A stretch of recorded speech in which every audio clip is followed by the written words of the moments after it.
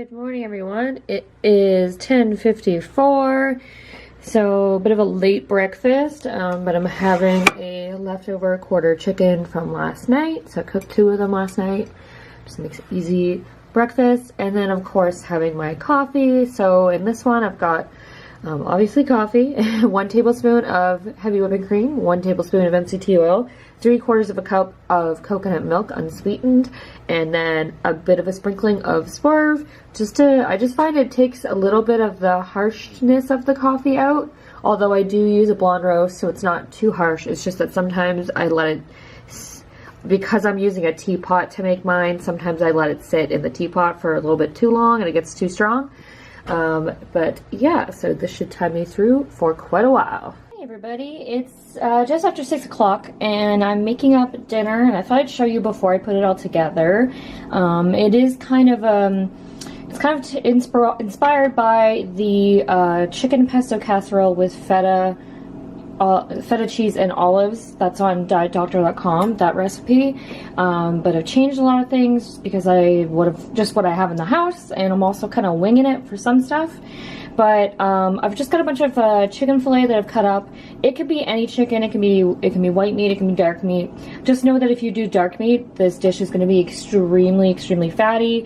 If you're not really into super high fats, I'd recommend then using a white meat, or at least taking the skin off, because I left the skin on my thighs once when I made it, and I loved it, but like it was so rich you could only have like a tiny amount. But anyway, usually if I have this, I have some steamed cauliflower on the side. So today I said, why not just throw it right into the pan and try and cook it? We'll see what happens. So the first layer is like all just cauliflower, and then the layer on top is my cooked chicken that has salt and pepper on it and no salt on it. And then I guess I'll do the Parmesan cheese now. You guys can actually watch me wing it on the fly. Let's see what comes out, how much comes out. Now this is not part of the original recipe. I don't have feta cheese, so I figured I'll sprinkle this on, and then right at the end I'm gonna sprinkle some mozzarella cheese on top and maybe like broil it. And then over here I've got it's 1 cup of heavy cream, so 35%, and then 3 tablespoons of green pesto. You could also use red pesto. And so you just kind of pour that on top. Now the regular recipe actually wants 1.5 cups of cream, but I always find that that's so much, there's so much more liquid than solids. So we'll see how this goes. I'll mix it up before I put it in the oven.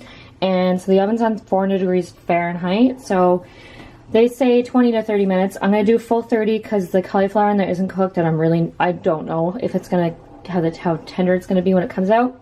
And then I'll cover it with some mozzarella cheese and put it in for another few minutes on broil. Alright, so here it is after it baked for 30 minutes, and then I took it out. I sprinkled a little more Parmesan on, and I also sprinkled some mozzarella cheese on, and then put the broiler on. So I've got this nice like browning on top. I didn't put too much mozzarella cheese because obviously this is a really cream heavy dish, so there's already a lot of dairy going on, which can for some people it can stall weight loss, so probably does for me if I have too much of it. But yeah, so I can dish this out and it's gonna be so good. Alright, so here is the final product. It is a bit on the runny side because of, I guess, when the cauliflower cooked, it kind of just created more liquid. I don't know. Anyway, so this is my dinner, and I'm also gonna have the bulletproof fat water that I got from the carb-free cafe the other day. It's just 20 calories, so it's not a big, like, it's not like I'm taking on a lot of calories by drinking this, but it is mango flavored, so I figured that's kind of like my second little treat sweetener thingy going on. So 20 calories, and I wouldn't recommend these, to be honest, because if you look at the macros, it's 20 calories, only 1 gram of fat, and it's 3 grams of carbs.